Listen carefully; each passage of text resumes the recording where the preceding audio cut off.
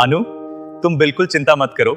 मैं तुम्हें आर्य के घर से निपटने के दोनों तरीके सिखाऊंगा। यहाँ पर जेंडे आर्य का शुभचिंतक बनने वाला है और अनु के पास में सारी न्यूज पहुंचाने वाला है। तुम तक में नया ट्विस्ट आ चुका है जहाँ पर हैरिस ने बिल्कुल मना कर दिया कि अनु तुम आर्य सर से कोई भी हेल्प नहीं लोगी। ये सुनकर अनु काफी परेशान हो जाती है और अपने घर पर जाने के बाद लिटरली सारी बात अपनी मम्मी पापा को बताती है। उसके बाद उसके मम्मी पापा भी काफी शॉक हो जाती है। हैरिस सर ने ऐसी कंडीशन रख दी कि इसे पूरा करना बहुत इम्पॉसिबल ये कहते हुए गोपाल जी नजर आएंगे। जिसके बाद अनु कहते हैं कि ये कंडीशन मैं पूरी करके रहूंगी चाहे कुछ भी हो जाए। जिसके बाद जेंडे और आर्य का सीन दिखाई देता है। यहाँ पर आर्य अनु को फोन करके बोलता है कि तुम्हें कुछ भी करने की जरूरत नहीं है, मैं हर से बात कर लूंगा। जिसके बाद अनु कहते हैं कि अगर सर आपने पापा को मनाया तो उसी प्रकार में हर सर को भी मना के रहूंगी और 2 दिन के अंदर आपके रीति रिवाज सीख के रहूंगी चाहे कुछ भी हो जाए और इस टेस्ट में पास होकर रहूंगी। ये कहते हुए अनु नजर आती है। जिसके बाद अनु आर्य सर का फोन काट देती है और यहाँ पर आर्य जेंडे से बोलते हैं कि अनु तो यहाँ पर नहीं मानने वाली हो, मेरी सहायता बिल्कुल भी नहीं लेगी। पर यहाँ पर जेंडे मैं अनु की सहायता नहीं कर सकता, पर यहाँ पर तू तो कर सकता है। ये कहते हुए नजर आएगा। जिसके बाद जेंडे आर्य से बोलता है कि मैं कुछ समझा नहीं। जिसके बाद आर्य बोलता है कि जिस प्रकार राम जी का संदेश हनुमान जी लेकर गए थे सीता माता की तरफ, उसी प्रकार तुम्हें बनना पड़ेगा। जिसके बाद जेंडे सारी बात समझ जाता है और बोलता है कि हाँ दोस्त मैं पूरी बात समझ गया हूँ, यहाँ पर मुझे हनुमान बनना पड़ेगा। ये कहते हुए जेंडे नजर आएगा। जिसके बाद आपको देखने को मिलेगा कि यहाँ पर जो जेंडे वो काफी सूचना पहुंचाने वाला है अनु के पास में एक चिट्ठी के माध्यम से। यहाँ पर अनु को एक रिंग भी देगा। रिंग के अंदर ऐसे डिवाइस लगा होगा जिस अनु को सारी खबर हो जाती है और अनु सारी तौर तरीके सीखने वाली। यहाँ पर